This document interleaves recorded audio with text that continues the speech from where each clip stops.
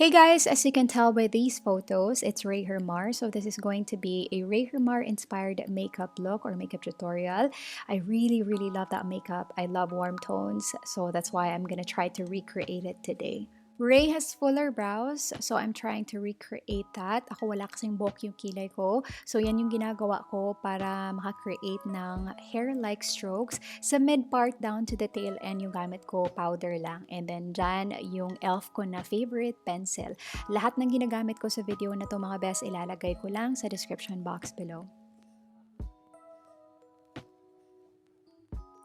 I decided to put more oil kasi medyo kulang pa sa hydration yung skin ko talaga.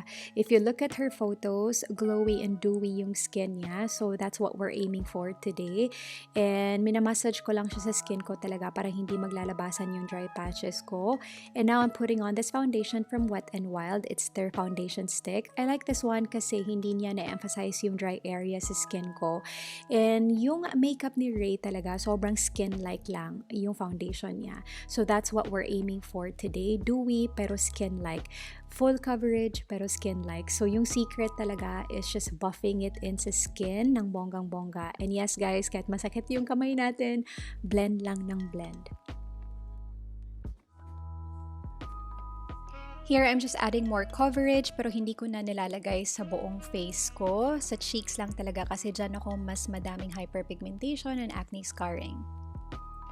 Lately, medyo kulang sa tulog, so kailangan ng orange corrector. Merong light peach nito, pero since maitim nga talaga, so kailangan ko ng orange corrector. This is just from LA Girl. Again, orange corrector po yung pangalan niya. And ito naman, ano din siya, LA Girl na concealer in the shade Natural. Ito po yung technique na ginagawa ko lately. After putting on my foundation and concealer, pinapatungan ko siya ng cushion foundation. And this one is just from Missha, the gold cushion. Super duper love this one. Really nice for dry skin.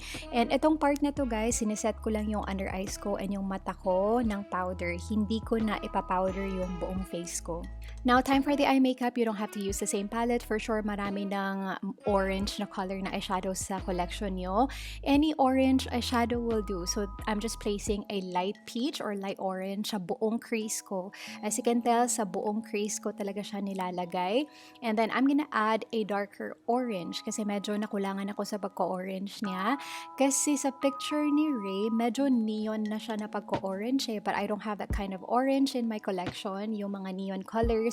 So, I'm just making use of what I have in here. At first, I thought Rei was just using all matte colors, pero meron ako nakikitang konting shimmer. So, konti lang din yung nilalagay ko sa gitna ng lid ko. And then, naglagay na rin ako ng falsies off camera. Itong falsies na to, super natural tingnan. Ilalagay ko lang yung pangalan sa description box below. And yung first na nilagay ko na orange, guys, sa buong lid ko, yan lang din yung nilalagay ko ngayon sa lower lash line ko.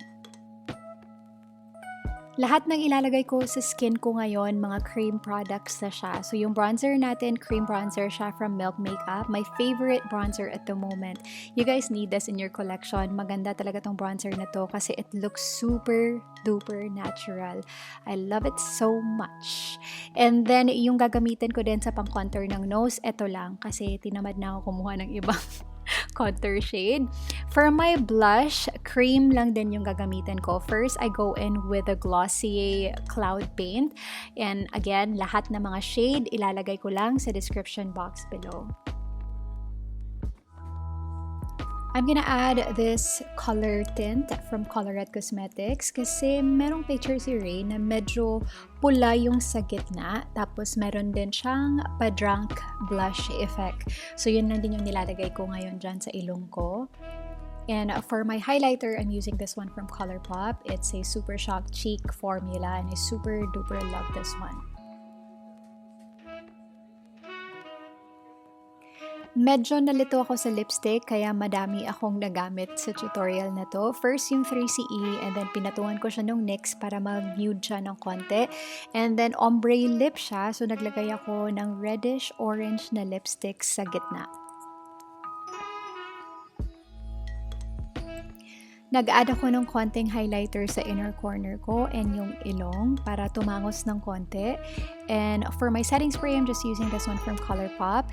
And medyo bushy yung brows ni Rei, so naglagay na rin ako ng brow gel. So we are done with this video guys, and pagpasensyahan nyo na po yung wonky na lashes sa left ko na mata. Hindi ko po siya napansin.